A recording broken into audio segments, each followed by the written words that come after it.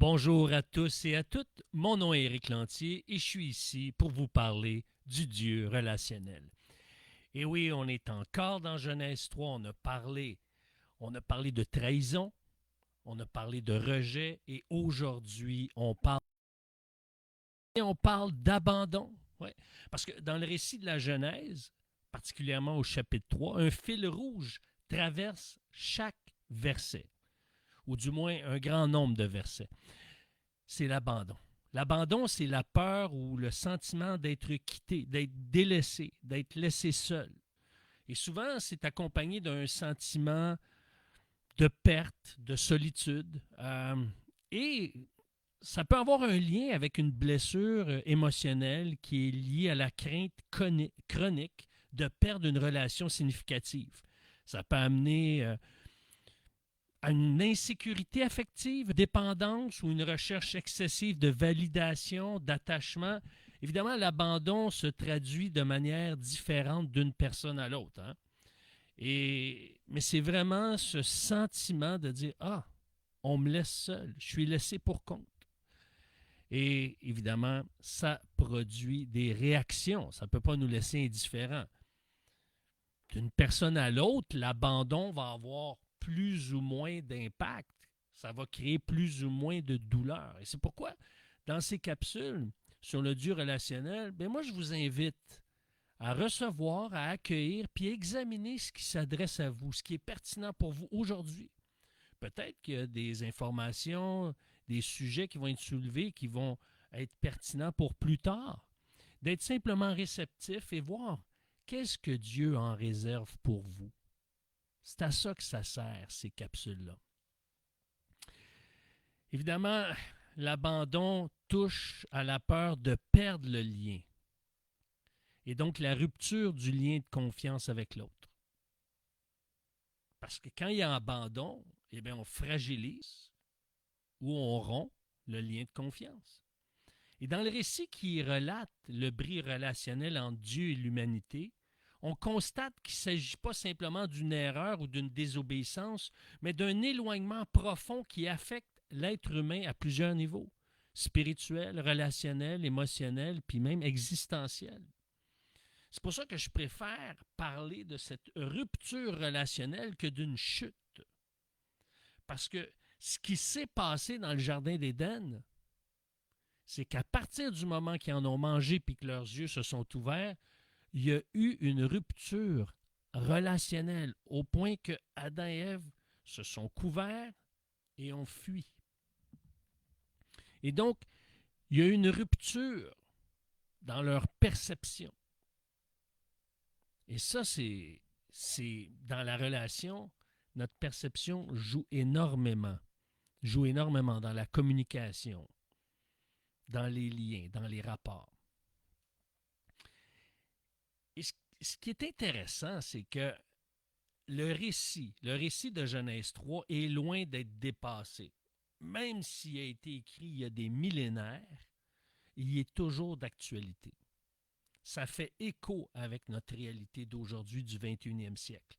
Et parce qu'il nous tend un miroir, celui de nos relations, de nos blessures, de la confiance brisée, de notre quête de réconciliation.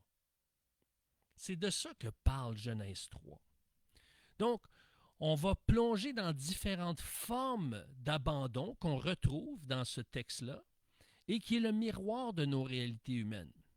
On va débuter par l'abandon de la confiance envers Dieu. On voit ça dans les versets 1 à 6. Ève et Adam choisissent de croire le serpent plutôt que Dieu. Et là, ce glissement marque un abandon de la foi et de la confiance initiale.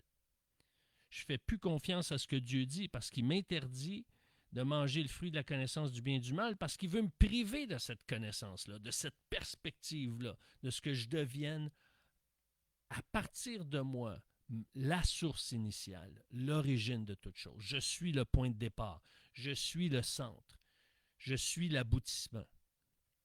Alors ils doutent de la bonté divine puis désirent acquérir par eux-mêmes ce qui leur semble bon. Et dans le couple, ça se traduit par la perte de confiance mutuelle ou le fait de chercher à satisfaire ses besoins en dehors de la relation au lieu de dialoguer et de s'appuyer l'un sur l'autre. Mais pour ça, ça demande de la transparence. Ça demande de se mettre à nu. Et parfois, ça peut être douloureux se mettre à nu. On peut être déçu de s'être mis à nu. Ça peut être blessant de se mettre à nu. Ça peut jouer contre nous. Alors, c'est pour ça que c'est pas toujours évident dans notre réalité où est-ce que le péché nous enveloppe si facilement. Et comme dans les récits, la confiance est le fondement d'une relation solide. La méfiance ou le doute ouvre la porte à la distance et à l'isolement. Mais ce qu'il faut se rappeler continuellement, ce qui est important de se rappeler continuellement, c'est que, étant cloué au bois, Jésus a été abandonné du Père, puisque la loi de Moïse déclarait qu'une personne qui était pendue au bois était maudite de Dieu.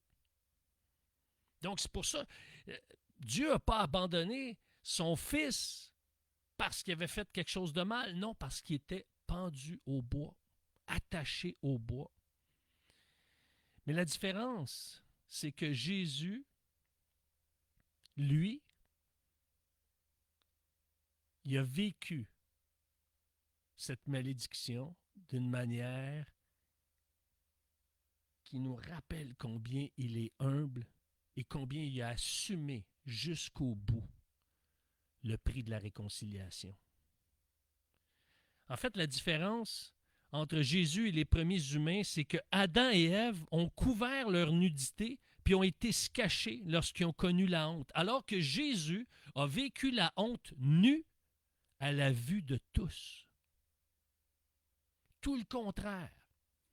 Ève et Adam se sont couverts d'habits formés de feuilles de figuier, ont été cachés. Jésus a été mis à nu publiquement à la vue de tous, caché de personne.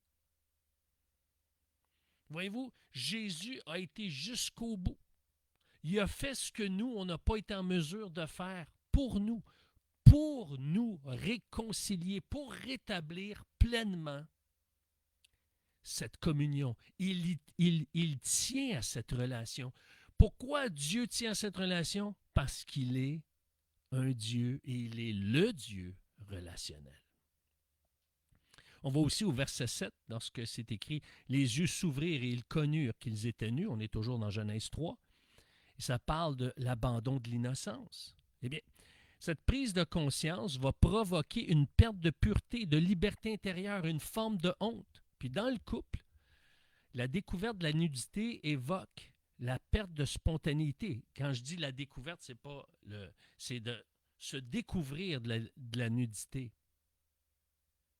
Évoque la perte de spontanéité. En d'autres mots, si on se cache en tant que personne, si on cache nos intentions, si on cache nos émotions, si on cache nos pensées, si on cache nos actions, eh bien, évidemment, plus on le fait, moins on va être spontané. Hein? Plus on se dénude, plus on est spontané. Et c'est pour ça qu'après une faute, une blessure, la honte ou la gêne peut s'installer et ça complique l'ouverture du cœur. Et c'est pour ça qu'on est appelé à cultiver la bienveillance pour préserver ou restaurer cette innocence partagée, garder cette spontanéité.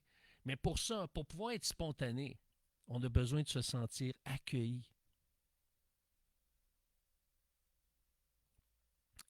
Et puisque Jésus a assumé la condition humaine totale en étant blessé, en se montrant vulnérable dans son humanité, vulnérable jusqu'à se laisser amener à la croix en se laissant condamner pour aller à la croix, sans fuir la honte ni la souffrance. Il incarne une innocence assumée, offerte en rédemption. Jésus comprend l'abandon. Il l'a vécu. Lui aussi a traversé une perte de proximité. Il l'a vécu sur la croix. On le voit dans Matthieu 27, 46, Matthieu 27, 46, lorsqu'il s'écrit « Mon Dieu, pourquoi m'as-tu abandonné? » Étant maudit de Dieu, il est abandonné de Dieu. Puis il le fait pour qu'on puisse retrouver cette communion avec lui, pour pouvoir être nu devant lui, transparent devant lui, pour pouvoir se sentir accueilli, soutenu, gracié, libéré, pour être de plus en plus libre d'être transparent avec les autres, avec sagesse et discernement. Et pour à notre tour accueillir ceux qui nous ont fait souffrir. Encore une fois, avec sagesse et discernement. Le verset 8 de Genèse chapitre 3 nous parle d'abandon de la transparence et de la relation avec Dieu. Ils se cachèrent de la face de l'Éternel. Une peur nouvelle les pousse à fuir plutôt qu'à dialoguer, qu'à échanger, qu'à confesser. La communion est brisée. Ça y est, j'ai brisé la communion, j'ai brisé la relation, je vais me cacher, j'ai honte et j'ai peur des conséquences.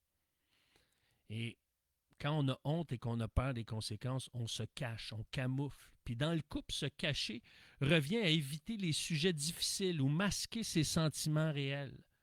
Puis le manque de transparence, avez-vous remarqué, ça alimente souvent les malentendus.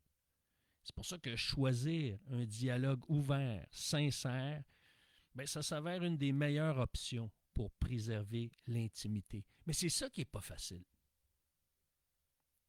L'intimité, de plus en plus authentique, ça demande le soutien et l'intervention de Dieu. Et plus on va se livrer intimement devant Dieu, plus on va s'exercer à le faire. Évidemment, à la fin de notre vie, même si on le pratique avec intensité, mais on va toujours aller de profondeur en profondeur. C'est un puissant fond. Mais un jour, il va y avoir une réalité céleste pour ceux qui ont été rachetés par le sang de l'agneau, qui vont vivre cette intimité, cette transparence, cette nudité de cœur, d'esprit, d'âme, de pensée, d'une manière totale, sans frein, sans obstacle, sans blessure. Toutes les blessures auront été guéries et cicatrisées par la puissance de la résurrection dans cette nouvelle Jérusalem. Et les versets 12 et 13 du chapitre 3 nous parlent de l'abandon de la responsabilité personnelle. Hein? Adam blâme Ève, Ève blâme le serpent, et on va en parler dans une des prochaines capsules du blâme. On va s'arrêter spécifiquement là-dessus. Mais ici, je tiens à le souligner quand même parce que ça a un lien avec l'abandon, parce que chacun fuit sa responsabilité. J'abandonne ma responsabilité.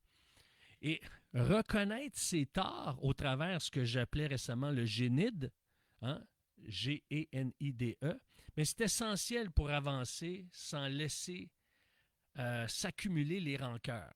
Ben, le génide, c'est quoi?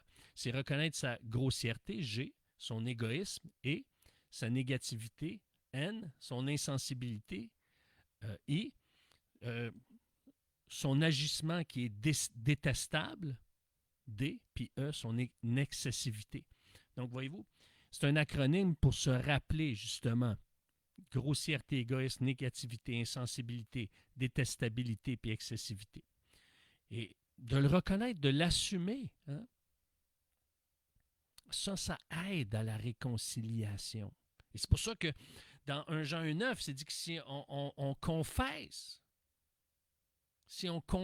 nos fautes, si on confesse nos manquements, si on confesse ce qui a blessé l'autre, ce qui a amené à briser la relation, la communion, la fluidité du lien, mais qu'est-ce que Dieu nous dit? Le Dieu relationnel nous dit, bien, il est fidèle et juste pour nous pardonner de toutes nos iniquités, de tout ce qui a provoqué injustement cette distance relationnelle. Et les versets 16 à 19 nous parlent de l'abandon de l'harmonie de la création. Hein? Il y a eu un déchirement relationnel et un déchirement qui a amené un repositionnement créationnel. Les conséquences du péché brisent l'harmonie. Ça amène des douleurs, des tensions, de la domination, de la peine. Puis dans la vie à deux, ces tensions sont réelles. L'harmonie n'est pas toujours au rendez-vous. Et comment se construit l'harmonie? Par l'écoute, par le respect, par l'accueil, par la considération, par le partage et inévitablement au travers des épreuves.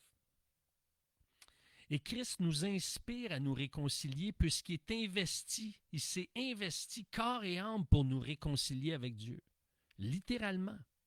Écoutez bien ce que l'apôtre Paul va nous dire dans 2 Corinthiens 5. Tout cela est l'œuvre de Dieu qui nous a réconciliés avec lui par le Christ et qui nous a confié le ministère de la réconciliation. En effet, Dieu était en Christ, réconciliant les hommes avec lui-même sans tenir compte de leurs fautes. Et il a fait de nous les dépositaires du message de la réconciliation. Plus je goûte au fait que je suis réconcilié avec Dieu lorsque j'avoue mes torts, je confesse mes fautes, j'exprime mes manquements. Eh bien, qu'est-ce qu'il fait?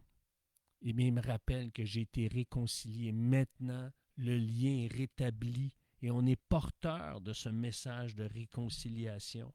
Cette réconciliation a pour origine cette main tendue de Dieu qui a porté sur lui le blâme de nos fautes.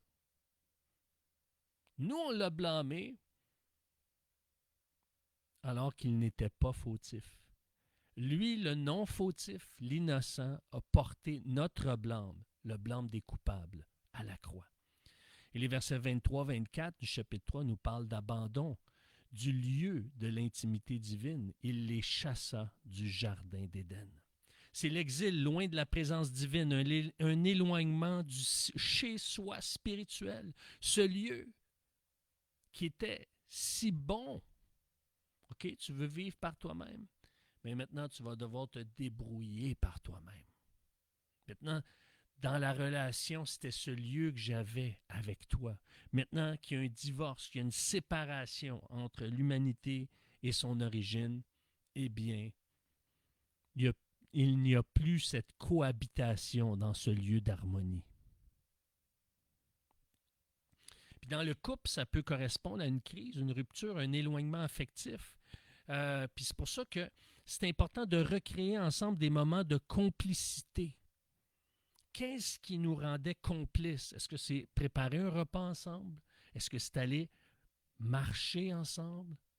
Est-ce que c'est faire un voyage ensemble? Est-ce que c'est jouer ensemble à un jeu de société? Est-ce que c'est partager notre journée ensemble? Est-ce que c'est s'échanger des cadeaux? Est-ce que c'est prendre le temps de s'écouter? Qu'est-ce qui pourrait vous amener à retrouver cette complicité qui a été perdue? Puis dans le couple, ça peut correspondre. Vous savez, comme Adam et Ève sont chassés, Jésus est abandonné de tous.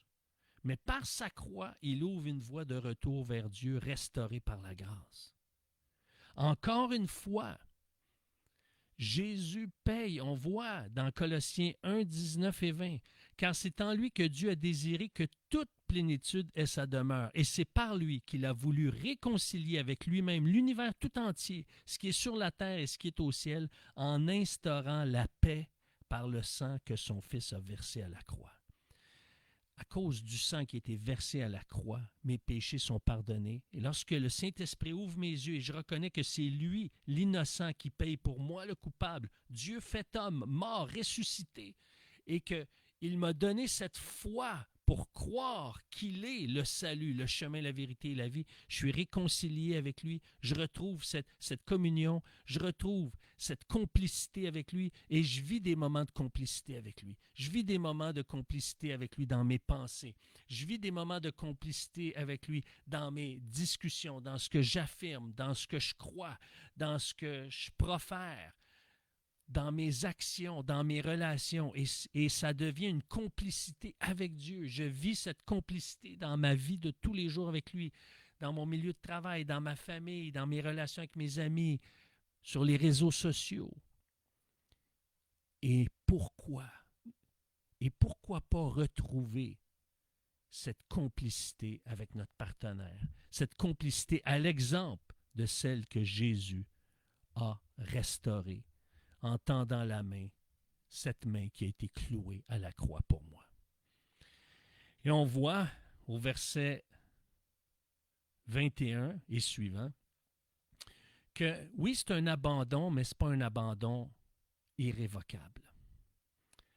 Dieu couvre leur nudité au verset 21, signe d'une tendresse qui demeure, signe qui prend soin, signe qui prend soin, qui habille et qu'il ne veut pas abandonner. Dieu n'avait pas l'intention d'abandonner Adam et Ève. Dieu n'a pas l'intention d'abandonner l'humanité. L'humanité se sent abandonnée. On peut se sentir abandonné par Dieu, mais ce geste de couvrir la nudité, de prendre soin d'un couple qui est devenu itinérant, eh bien, c'est le signe d'une tendresse qui demeure.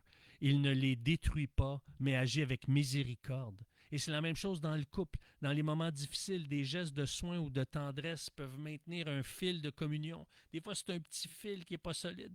Des fois, c'est un fil qui est de l'épaisseur de la soie dentaire. Mais ça contribue à ce que l'espérance subsiste, particulièrement lorsque notre espérance est basée, inspirée de la relation à laquelle on est appelé à vivre, comme dans 1 Corinthiens 1,9, cette communion avec Jésus. La mort du Christ semble l'abandon ultime. Il s'est abandonné totalement pour payer le fait que nous, on l'a abandonné. Mais la résurrection révèle que Dieu n'a pas laissé son Fils dans la tombe. Parce que la mort du Christ à la croix, c'est aussi à la vue, lorsque ça a été vécu au moment instantané, dit, c'est pas vrai. Il a nourri notre espoir. On a vu des miracles. On a vu des guérisons. Il a parlé à nos cœurs. Ça nous réchauffait le cœur. On se sentait bien avec lui. On se sentait en paix. On se sentait en sécurité. Puis il est mort. Ça finit comme ça. Ça n'a pas de sens. Mais Dieu n'a pas dit son dernier mot. Il est ressuscité. C'est l'espérance de notre foi. Et c'est pour ça que l'abandon n'est jamais définitif. Et c'est pour ça que ce récit, le récit de Genèse 3, réveille en nous un désir profond, celui de restaurer ce qui a été brisé. Dans chaque forme d'abandon qui a été décrite, il y a une invitation à la réconciliation, à la transparence, à la bienveillance, à la responsabilité. Et l'Évangile, en miroir du récit de la Genèse, montre un Dieu qui, malgré que l'être humain ait abandonné ses origines, Dieu continue d'aimer, de couvrir et de racheter. Alors, qu'est-ce qu'on fait de l'abandon? Eh bien, dans notre relation avec Dieu, oser revenir vers lui avec confiance. Confiance qui nous accueille. Confiance qu'on est reçu. Confiance qu'on ne sera pas abandonné de lui quand on va vivre un manquement. Confiance qu'on peut revenir auprès de lui, même si on s'est éloigné. Dans nos relations humaines, eh bien, notamment nos relations de couple ou nos relations d'amitié, poser des actes concrets de pardon, d'écoute, de soin. C'est pas facile, le pardon. C'est la dimension émotionnelle du pardon qui est plus difficile parce qu'il y a des gestes qui nous ont attristés, nous ont déçus, des gestes qu'on regrette d'avoir subi ou posés. Et même parfois, ça peut générer de la peur. Et dans notre vie intérieure, eh bien, de ne pas céder à la honte ou à la fuite, mais chercher la vérité dans l'amour. Et ça, on peut la trouver auprès de Dieu. En conclusion, l'abandon dans la Genèse n'est pas une fin en soi. Il ouvre la voie à une espérance plus grande, incarnée en Jésus. Et cette espérance peut transformer nos relations les plus fragiles en lieu de restauration. Oui, dans certains cas, je vous mentirais de vous dire que c'est facile. Non. Il y a des relations qui sont brisées et qui peuvent prendre du temps, de la patience, de la bienveillance, de l'accompagnement.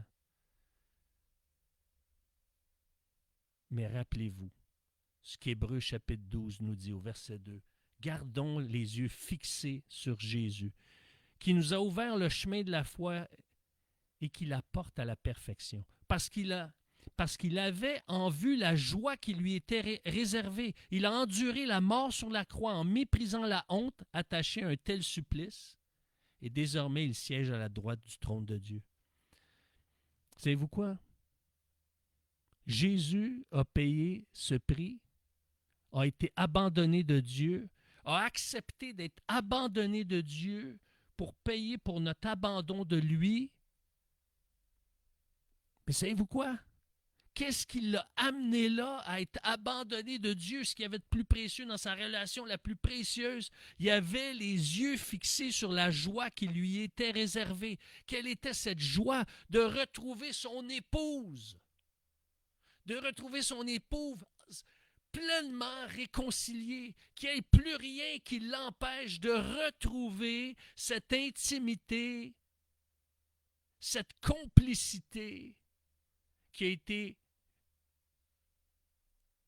fragilisé, rupturé, brisé, et maintenant, il avait les yeux de dire, je vais la vivre cette honte, je vais vivre cet abandon parce que je vais retrouver cette nouvelle complicité, je vais retrouver cette complicité, cette intimité, cette transparence, cette fluidité qu'il y avait dans le jardin d'Éden. Ah, c'est pas une bonne nouvelle, ça? C'est pas une... Je ne sais pas comment vous vivez ce moment, mais ce que je vous souhaite, c'est de le vivre chaleureusement, de vivre cette intimité chaleureusement avec Dieu. C'est ce que je vous souhaite de tout cœur. D'ici là, eh bien, je vous dis bon courage si vous traversez des épreuves. Que la paix de Dieu soit avec vous. Et oui, à la prochaine.